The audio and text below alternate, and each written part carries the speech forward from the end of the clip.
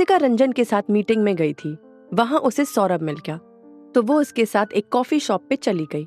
जब उसने उसे ये बताया कि उसकी शादी रंजन से हुई है तो वो चौंक गया था। वहीं मीटिंग के बाद रंजन ऑफिस चला गया था। अपने केबिन में बैठे उसे कई घंटे हो गए थे। उसे बहुत बेचैनी सी महसूस हो रही थी।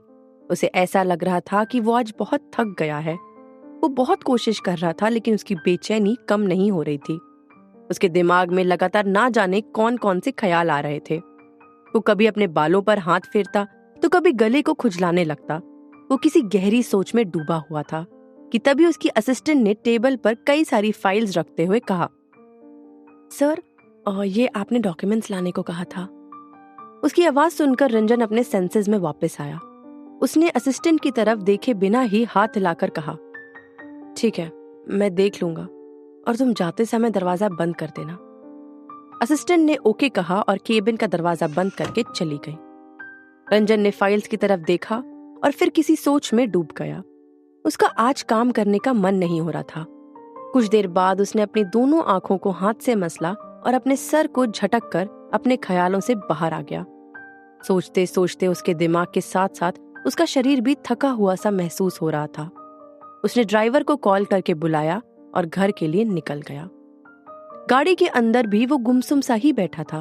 वो बाहर देख रहा था लेकिन उसका दिमाग कहीं और ही था। ड्राइवर ने कहा, सर, हम पहुंच गए हैं। ये सुनकर वो वापस अपने सेंसेस में आया। उसे पता ही नहीं चला कि वो कब घर पहुंच गया। वो अंदर गया तो उसने देखा कि घर में सन्नाटा था। लाइट्स ऑफ थी। वहां कोई नजर नहीं आ रहा था। ये देखकर उसका दिल जोरों से धड़कने लगा। उसे ऐसा लग रहा था जैसे कोई उस पर प्रेशर डाल रहा हो, जिससे उसे सांस लेने में परेशानी हो रही थी। उसे बहुत अकेलापन महसूस हो रहा था। वो दरवाजा खोलकर अंदर गया तो हंसिका घर में नहीं थी। उसने शू रैक की तरफ देखा तो वहां उसके शूज भी नहीं थे, जिससे वो समझ गया कि हंसिका अभी तक वापस नहीं आई है। उसे बहुत तेज गुस्सा आ गया। उसने अपने हाथ में पकड़ी चाबियों को जोर से जमीन पर फेंक दिया और मन ही मन बोला, ये लड़की अभी तक बाहर है, घर क्यों नहीं पहुंची, कब आएगी? वो सारी लाइट्स ऑन करके सोफे पर बैठ गया। उसे देखने से लग रहा था कि वो बहुत गुस्से में है। उसने रिमोट उठाया और टीवी ऑन कर दी, लेकिन उसे देख नहीं रहा था। उसकी नजर दीवार पर लगी घड़ी पर थी। जैसे जैसे समय गुजर रहा था, बाहर अंधेरा और गहरा होता जा रहा था। वो सोच रहा था कि हंसिका कब वापस आएगी। कुछ देर बाद दरवाजा खुलने की आवाज आई। उसने दरवाजे की तरफ नहीं देखा। वो जानता था कि इस समय उसके अलावा और कोई नहीं आने वाला, लेकिन दरवाजे की आवाज से उसके चेहरे के एक्सप्रेशंस चेंज हो गए थे। हंसिका के वापस आने से वो अंदर ही अंदर खुश था, लेकिन अपने चेहरे से ये जाहिर नहीं करना चाहता था। हंसिका ने देखा कि रंजन लिविंग रूम में अकेले बैठा टीवी देख रहा है, तो वो उसके पास जाकर बोली, अरे आप अभी तक यहाँ बैठे हैं, कुछ खाया कि नहीं? रंजन ने उसकी बात सुन ली थी, लेकिन कोई जवाब नहीं दिया।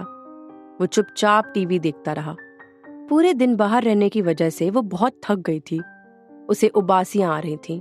वो अपने कमरे में जाकर आराम करना चाहती थी, लेकिन रंजन ने उसे कोई रिप्लाई नहीं किया, तो वो समझ गई कि कुछ गड़बड़ है। उसकी नजर घड़ी की तरफ गई तो उसे एहसास हुआ कि उसे घर आने में बहुत देर हो गई। वो बोली, रंजन, आपको मेरा इंतजार नहीं करना चाहिए था, डिनर करके आराम करते। इस वक्त हंसिका को देखकर साफ पता चल रहा था कि उसे अपनी गलती का कितना एहसास हो रहा है। रंजन ने अभी भी उसकी बात का कोई जवाब नहीं दिया। वो चुपचाप टीवी देखता रहा। उसके चेहरे पर कोई एक्सप्रेशंस नहीं थे। वो अचानक से उठकर खड़ा हो गया। उसने एक बार हंसिका की तरफ देखा और फिर अपने रूम की तरफ जाने लगा। उसे देखने से पता चल रहा था कि वो हंसिका के इतने लेट आने की वजह से खुश नहीं था। हंसिका उससे कुछ कहना चाह रही थी, लेकिन उसने कुछ नहीं कहा। तब तक रंजन ने अपने रूम में पहुंचकर अंदर से दरवाजा बंद कर लिया। हंसिका को अपनी गलती का एहसास हो रहा था। पहली बात तो उसे इतना लेट नहीं होना चाहिए था, और अगर लेट हो रहा था तो उसे कॉल करके रंजन को इन्फॉर्म करना चाहिए था, लेकिन उसने ऐसा नहीं किया। उसे मन ही मन बहुत बुरा लग रहा था। वो उससे बात करना चाहती थी, लेकिन रंजन उससे बात ही नहीं कर रहा था। कुछ देर बाद वो रंजन के रूम के दरवाजे के बाहर जाकर खड़ी हो गई। कुछ देर सोचने के बाद उसने धीरे से दरवाजा खोला और अंदर चली गई। उसे अंदर बाहर से आती हुई हवा महसूस हुई। वो आगे बढ़ी तो उसने देखा कि रंजन खिड़की खोलकर बाहर देख रहा था। उसे ये नहीं पता था कि वो क्या सोच रहा है, लेकिन ये पता था कि उसका मूड सही नहीं है। वो परेशान है। वो मन ही मन सोच रही थी कि उसके लेट आने की वजह से वो बच्चों की तरह गुस्सा कर रहा था। उसे ये फनी भी लग रहा था और बुरा भी लग रहा था कि उसकी वजह से वो परेशान है। वो धीरे धीरे चलते हुए उसके पास जाकर खड़ी हो गई। उसने गहरी सांस ली और बोली, आई एम सॉरी रंजन, मुझे नहीं पता था कि आप मेरा बहुत देर से वेट कर रहे थे। ये मेरी गलती है। मुझे आपको कॉल करके इन्फॉर्म कर देना चाहिए था। प्लीज मुझे माफ कर दो। आई प्रॉमिस अभी ऐसा कभी नहीं होगा। ये कहते हुए उसने अपना हाथ रंजन के कंधे पर रख दिया। उसकी आवाज बहुत सॉफ्ट थी। उसे उम्मीद थी कि वो उसे माफ कर देगा। उसके माफी मांगने से उस रूम का टेंस्ड माहौल थोड़ा रिलैक्स हो गया था।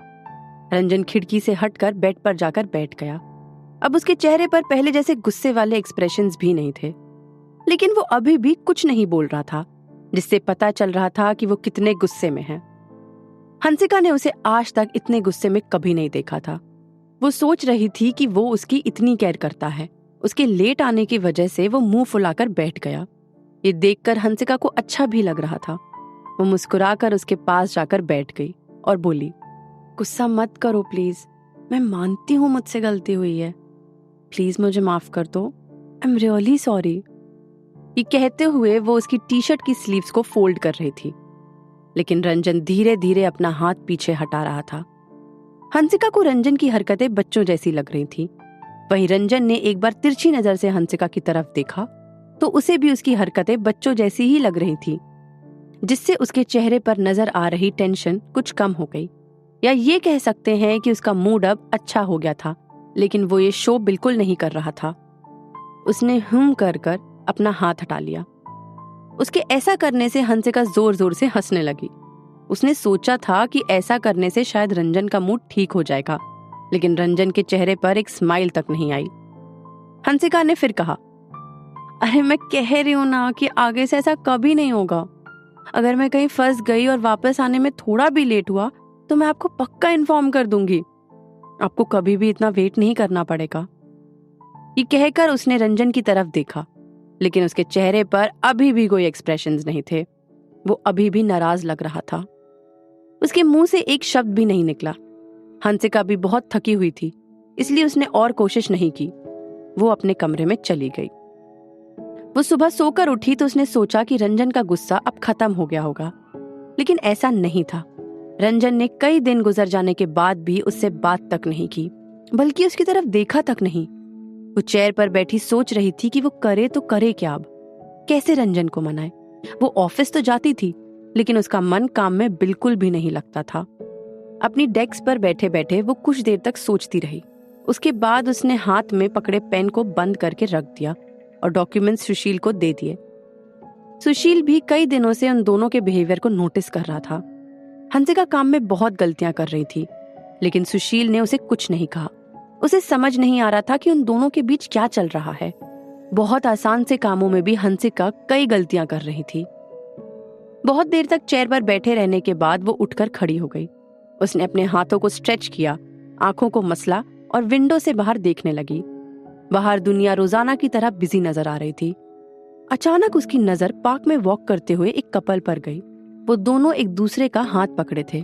हंसिका कुछ देर तक उन दोनों को देखती रही, फिर अपने मन में बोली, घर ऑफिस ऑफिस घर, इस तरह रहते रहते मुझे बहुत टाइम हो गया। ऐसे तो मैं पागल हो जाऊंगी। मुझे कहीं बाहर जाना चाहिए। ये सोचने के बाद वो अपने केबिन से बाहर निकलकर पैंट्री की तरफ चली गई। वो वाटर डिस्पेंसर से अपने ग्लास में गर्म पानी ले रही थी कि तभी एक कलीग ने कहा, गुड मॉर्निंग हंसिका। हंसिका ने उसकी तरफ मुस्कुरा कर देखा और कहा, हाय गुड मॉर्निंग, कैसी हो? उस कलीग ने कहा, मैं बिल्कुल ठीक हूँ। ब्रेकफास्ट किया तुमने? ये कहकर उसने हंसिका की तरफ लंच बॉक्स दिखाते हुए कहा, सैंडविच खाओगी? हंसिका ने मुस्कुराकर कहा, नो थैंक यू। ये सुनने के बाद वो वहां से जाने लगी। हंसिका उसे जाते हुए देख रही थी और साथ ही साथ वो फिर से ग्लास में गर्म पानी भरने लगी। उसने ध्यान नहीं दिया और उसके ग्लास से पानी निकलकर उसके हाथ पर गिर गया।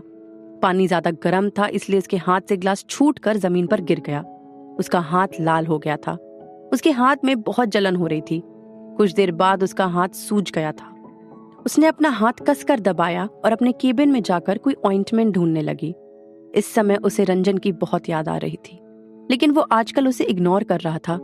ठीक उसी वक्त किसी ने डोर नॉक किया तो वो बोली, या कम इन। अंदर आते ही सुशील ने डॉक्यूमेंट्स टेबल पर रखते हुए कहा, इन डॉक्यूमेंट्स में काफी मिस्टेक्स हैं, आप देख लीजिएगा। ये कहकर वो जाने ही वाला था कि तभी उसकी नजर हंसिका के हाथ पर पड़ गई। वो बोला, अरे आपके हाथ को क्या हुआ? हंसिका बोली,